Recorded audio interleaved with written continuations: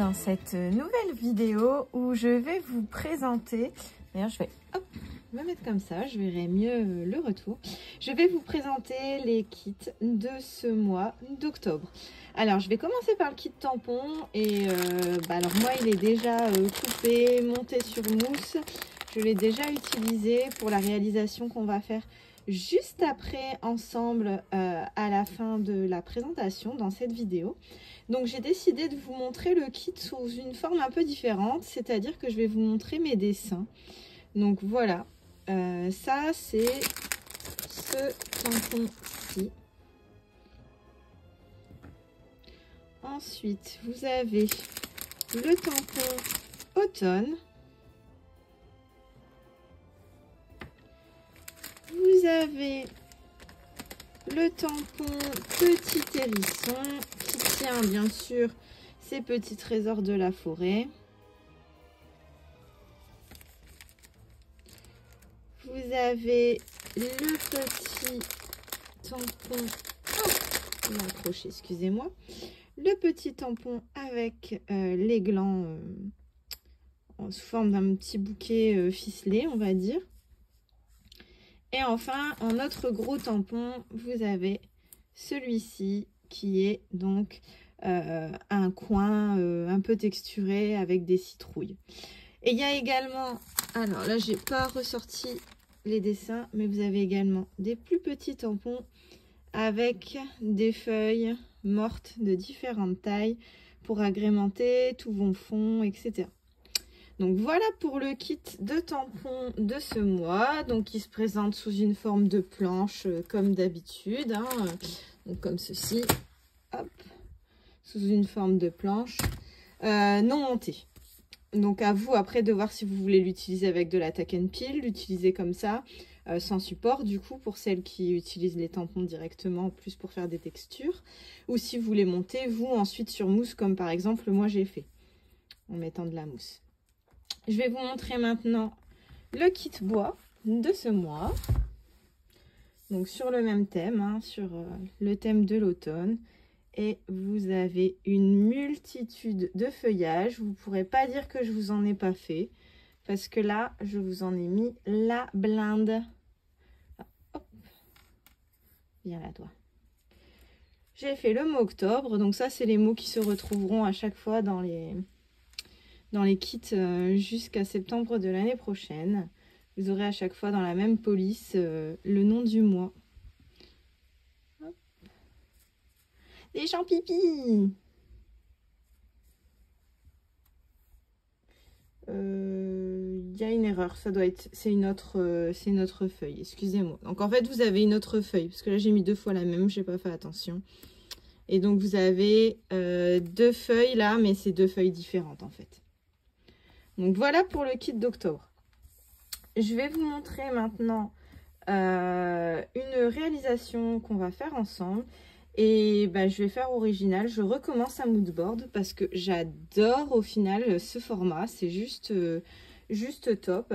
Donc je vous mets ensuite une petite vidéo où on fait un moodboard ensemble avec principalement les tampons de ce mois et les tampons des mois d'octobre des années précédentes. Vous allez voir, je vais tout mixer ensemble et ça va être super, ça va être un peu magique.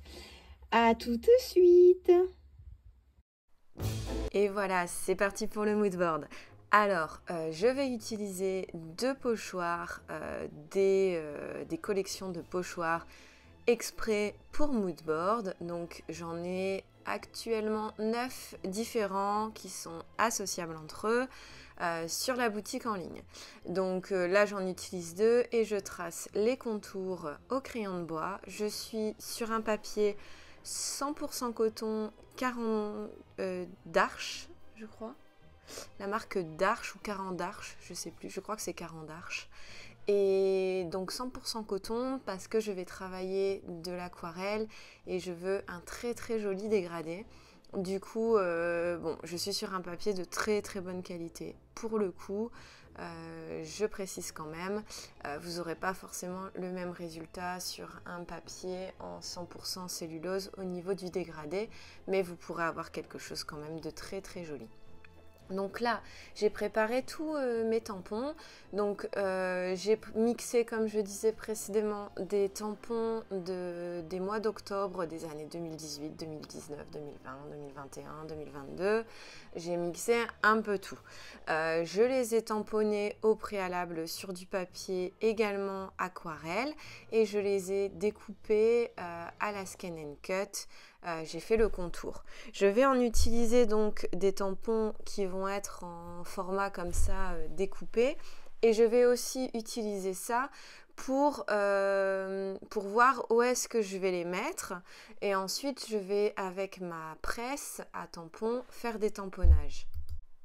Mais avant tout ça, je travaille d'abord le fond de toutes mes cases. Donc comme vous avez vu sur la vidéo, j'ai mouillé donc l'intérieur de toutes les cases de mon mood board. Donc en suivant, si vous voulez, le contour au crayon de bois que j'avais fait. Et là, je vais venir avec des aquarelles de la marque Schmincke mettre de la couleur en haut, en bas et en fait créer un dégradé. Donc j'ai bien mouillé avant pour avoir vraiment un effet diffus, un effet très, très dégradé et comme vous voyez là actuellement, je viens fondre le reste pour vraiment avoir cet effet de dégradé sur l'entièreté de la feuille et non pas uniquement par case. Donc là je mets ma deuxième couleur qui sera le orange. Donc vous voyez sur le côté, j'ai mes petits combos couleurs que je vous disais que j'utilisais régulièrement, qui sont prêts, qui m'aident tout au long de ma réalisation à créer mon mood board en gardant une homogénéité assez précise, on va dire, des couleurs, avec une proportion de couleurs assez précise. Donc là, je continue mon dégradé du violet au orange. J'ajoute énormément d'eau pour dire que ça se fonde bien. Et enfin, j'ajoute ma dernière couleur qui va être un genre de... Il s'appelle orange, mais c'est plus un genre de beige en fait. Oui, il est vraiment assez clair, assez beige. Donc je continue ça. Et ensuite, je vais m'occuper des petites cases en bas, des 5 petites cases, en mettant à nouveau les couleurs de mon combo. Alors, avant ça, je viens rajouter des pigments d'aquarelle sur certains coins et certaines lignes de mes cases, pour augmenter un petit peu l'intensité de la couleur et donc faire un effet de profondeur un peu plus important. Donc là, je fais bien ça partout. Ensuite, je viens mettre mes couleurs en bas dans mes cases et enfin, je vais travailler avec mes tampons.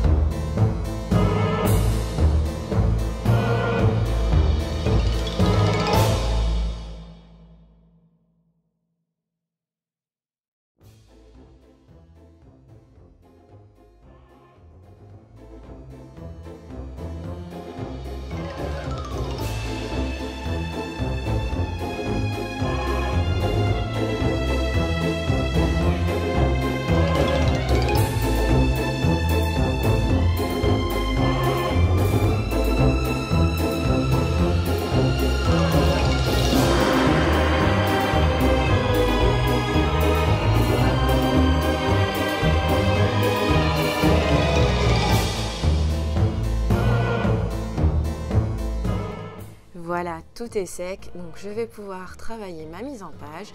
Donc comme vous voyez, je vais mettre de tous les tampons que j'ai découpés pour me dire bon bah ça va aller là, ça va aller là.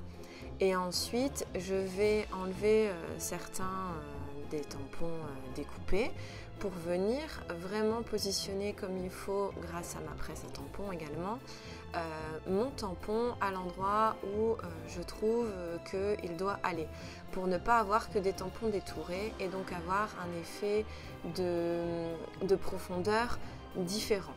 Donc pour ça, j'enlève forcément le scotch de masquage autour de ma feuille et je prends ma nouvelle presse à tampons.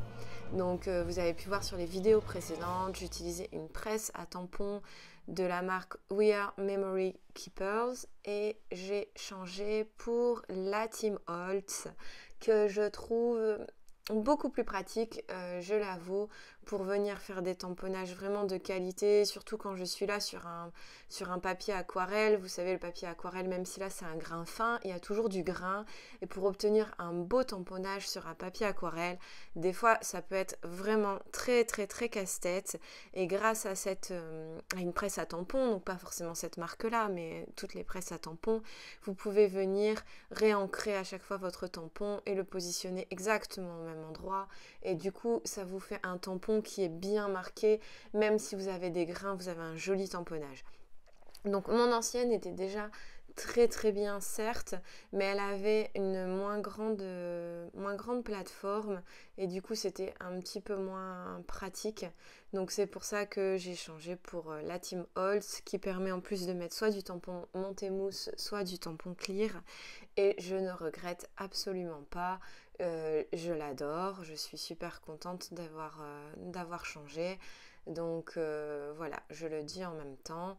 Et là, je vous montre donc du coup les tampons que je vais finalement laisser en détouré et les tampons que je viens refaire. Donc là, vous me voyez, des fois, je recoupe ma mousse, en fait, mon tampon caoutchouc avec ma mousse, parce que je les avais montés comme ça vite et je n'avais pas encore bien détouré autour. Quand vous détourez bien autour du tampon, un tampon mousse, vous avez quelque chose qui est beaucoup plus joli, vous avez moins de risque d'avoir des petites taches d'encre sur les côtés, donc j'aime bien redécouper. À la tacky glue, je vais venir coller le reste de mes tampons que je laisse, qui vont donc rester eux détourés de ce fait-là. Et donc ça crée une jolie profondeur avec les tampons qui ont été directement ancrés sur le fond et les autres tampons. Et ensuite, je vais venir coloriser le tout à l'aquarelle à nouveau avec mon combo couleur. Et de ce fait que je vais avoir des tampons qui sont déjà sur le fond et des tampons détourés, je vais aussi avoir une différence au niveau de mes couleurs. Forcément, les couleurs qui vont être mises au-dessus de mon fond qui est déjà aquarellé vont rendre différemment que les couleurs qui sont sur mon papier blanc. Et donc l'ensemble me plaît énormément. Ça va faire quelque chose de vraiment... un mood board très agréable au niveau de l'homogénéité. Je vous laisse regarder ça en vidéo, en musique.